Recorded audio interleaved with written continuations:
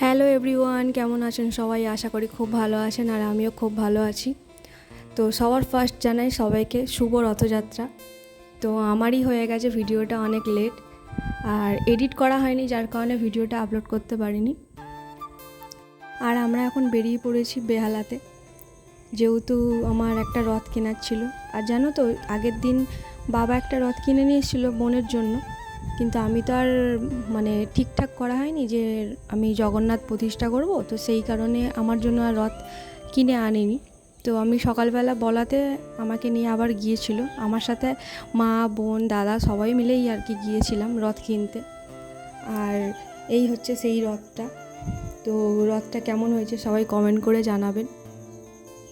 আর রথযাত্রা উপলক্ষে রথের দাম কিন্তু প্রচুর পরিমাণে বেড়ে গিয়েছিল, অতিরিক্ত, যেটার দাম নয় তার বেশি দাম নিচ্ছিল। তো রথযাত্রার দিন সবাই কেমন কাটালেন প্লিজ কমেন্টে জানাবেন, সবার কেমন কাটলো। তো আমার তো খুব ভালোই কেটেছে। আর বাবা দেখো রথটাকে টেনে টেনে নিয়ে আছে, যেহেতু প্রচণ্ড ভারী রথটা। আর তারপর আমি চলে এসেছি পুজো করতে। এই হচ্ছে আমার জগন্নাথ।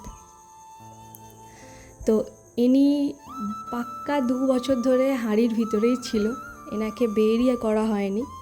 2024 সালে যখন আমার বাবা মা পুরী গিয়েছিলো, তখন আমার জন্য এই যোগুটা এনে দিয়েছিল। তো আমি ভেবেছিলাম আর কি প্রতিষ্ঠা করব, কিন্তু আমার আর করা হয়নি। করব করে মিডিলে অসুখ ছিল, তো যার কারণে আর প্রতিষ্ঠা করা হয়নি। তো ফাইনালি ভগবানের ইচ্ছায় হয়তো তিনিও চেয়েছেন যে আজকের দিনেই বসবে। তো আমি সেরকম কিছু আয়োজন করতে পারিনি, যতটুকু পেরেছি ততটুকুই আর কি তোমাদের সাথে শেয়ার করেছি, তোমরা সেটা দেখো। তো সকালবেলা আমি আমার বরের সাথে গিয়ে জগন্নাথ প্রভু প্লাস 3 ভাই বোনের জন্য আর কি ড্রেস কিনে নিয়ে এসেছিলাম। তো এই যে সেই ড্রেসগুলো, তো কেমন লাগছে সাজাতে প্লিজ কমেন্ট করে জানাবেন। আর তার আগে বাবা এই মুকুটগুলো এনে দিয়েছিল বোনের আর আমার।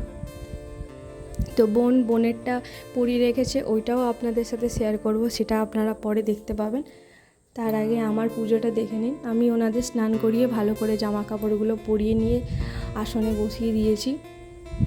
তারপরে জল মিষ্টি দিয়ে আর ধূপ আর প্রদীপ জ্বেলে দিয়েছি।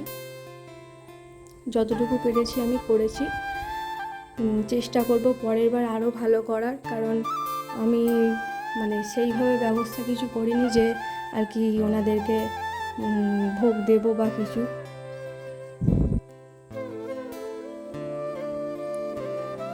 কেমন লাগছে প্লিজ জানাবেন। তো এই যে আমার রথে বসে পড়েছে আমার 3 প্রভু।